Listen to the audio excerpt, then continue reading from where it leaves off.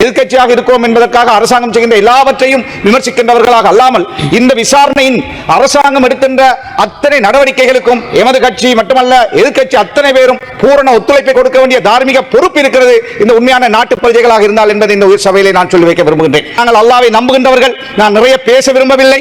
ஒன்றே ஒன்று சதிகாரர்கள் ஒருபோதும் வெற்றியடைய முடியாது.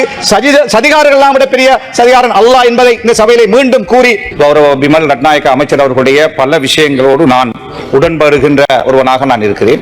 எதிர்க்கட்சி தலைவருடைய அன்றைய அந்த அங்கு கலந்து கொண்ட விடயத்தை எமது கட்சி என்ற அடிப்படையிலே இந்த நாட்டிலே ஒரு எதிர்க்கட்சி தலைவர் அதுவும் சஜபையுடைய தலைவர் அதிலே கலந்து கொண்டதை எமது கட்சி அதை விரும்பவில்லை. அவ்வாறான செயல்பாடுகள் அவருக்கும் இந்த எதிர்க்கட்சிக்கும் ஒரு பெரிய எதிர்காலத்திலே பாதிப்பை ஏற்படுத்தும் என்பதை உயர் சபையிலே நான் சொல்லி வைக்க விரும்புகின்றேன். அது மாத்திரமல்ல, இங்கு பேசிய பிமல் அமைச்சர் சொன்னார் சாணி அபேசேகர் அதே போல ரவி செரவிரத்ன போன்றவர்களை இங்கு ஆளுங்கட்சி அதாவது எதிர்க்கட்சியில் இருக்கின்றவர்கள் பேசுகிறார்கள் என்று. மற்ற நாள் ලොකුම විශ්වාසයක් තියෙනවා සානි අබේ සානි ගැනත් ඒ වගේම රවි සෙනවිරත්න දැන් ඉන්න ලේකම්තුමා ගැනත් අපිට නම් ලොකු විශ්වාසයක් තියෙනවා එතුමන්ලා තමුන්ගේ රාජකාරිය හරියට ඉටු කරයි කියලා. ඒ නිසා අපි විපක්ෂ ඉතියා කියලා අපි ඕන දේවල්ට සහයෝගය දෙන්නේ නැහැ කියලාත් මම වේලාවදී කියන්න කැමතියි. அதே போல இந்த பாதிப்பு விஷயத்திலே அதிகமாக பாதிக்கப்பட்டவர்கள் கத்தோலிக்க மக்கள் பல உயிர்களை பலி கொடுத்தார்கள். அதே போல சமாந்தரமாக முஸ்லிம் சமூகமும் பெரிய அளவிலே பாதிக்கப்பட்டிருக்கிறது. எனவே இன்று ஜேவிபி இந்த கொலையை செய்தது போல காட்டுவதற்காக புத்தகம் எழுவதை நாங்கள் பார்க்கிறோம். அதே போல இவ்வளவு காலமும் ஹிஜாஸ் ஹிஸ்புல்லாவை என்னை அதே போல என்னுடைய சகோதரரை அஜ்சாத் சாலியை ஷாபி போன்றவர்கள் எல்லாம் போன்றவர்களை சொன்னவர்கள் இப்பொழுது முஜிபுர் ரஹ்மானின் மீது அவருடைய அதாவது துரோகத்தனத்தை காட்டுவதை நாங்கள் பார்க்கிறோம். இதெல்லாம் என்ன சொல்லுகிறது என்று சொன்னால் சதியினால் சூழ்ச்சியினால் பொய்யால் இந்த பாஸ்கு சம்பவத்தை மக்களிடத்திலே மீண்டும் கொண்டு போய் மீண்டும் ஆட்சியை பிடிக்கலாம் என்ற ஒரு சதிகாரர்களாகவே நாங்கள் அவர்களை பார்க்கிறோம். எனவே அவ்வாறான சதியின் ஊடாகத்தான் ஆட்சியை பிடித்ததால் அவர்களால் எவ்வளவு காலம் இந்த நாட்டிலே ஆட்சி செய்ய முடிந்தது? இந்த நாட்டிலே நிம்மதியாக தூங்க முடிந்ததா? இந்த நாட்டிலே எந்த ஒரு அரசு தலைவருக்கும் நடக்காத அவமானம், நாட்டு விட்டு ஓட வேண்டிய துர்ப்பாக்கிய நிலை கோட்டாபே ராஜபக்சவுக்கு மாத்திரம்தான் வந்தது என்பதை இந்த சபையிலே நான் சொல்லியாக வேண்டும்.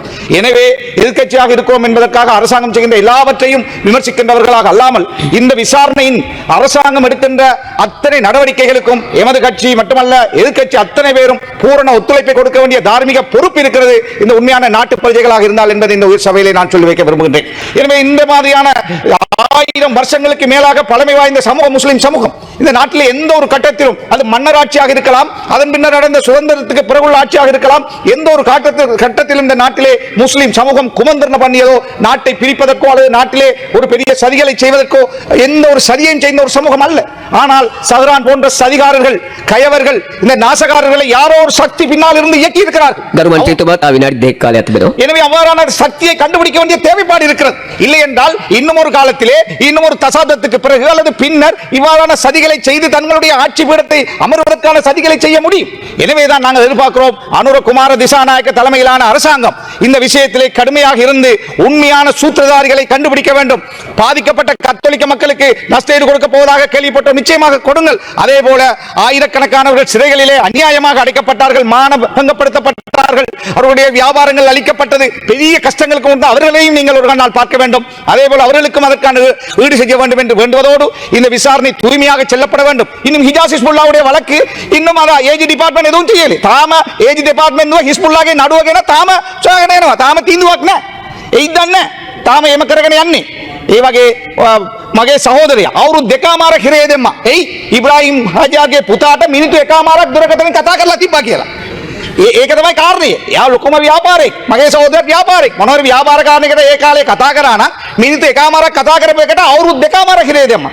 මාස 6ක් හිරේ දාලා නිදස් කොට නිදස් කරාට පසුව ආපහු මහින්දානන්ද අලුත්ගමගේ නායකත්වයෙන් අස්සම් කරලා දෙනවා. මන්දිර උදය ගම්මන්පිලලා වීරවංශලා 100ක් එකතු කරලා අස්සම් කරලා දෙනවා. ගෝඨාභය මාත්‍යාට ගිහිල්ලා දෙනවා. ආයි මෙයාව අත්තරන් කොට ගන්න කියලා. ඒ වගේ තමයි පාලනේ ඒ කාලේ තිබුණේ. ඒගොල්ලෝ ඊට පස්සේ ආයි මගේ සහෝදරයා ගිහිල්ලා අත්තරන් කොට අරගෙන අවුරුදු 2ක් තියාගෙන ආපහු නිදස් කරා. ඒ වගේ ජරාව වැඩ කරා මේ ரட்டேன் நீ பாஸ்போர்ட் பாவிச்சுக்கிறா எங்களுடைய மார்க்கத்தில் நாங்கள் அல்லாஹ்வை நம்புகின்றவர்கள். நான் நிறைய பேச விரும்பவில்லை. ஒன்றே ஒன்று சதிகாரர்கள் ஒருபோதும் வெற்றியடைய முடியாது. சதிகாரர்கள் விட பெரிய சதிகாரன் அல்லாஹ் என்பதை இந்த சபையிலே மீண்டும் கூறி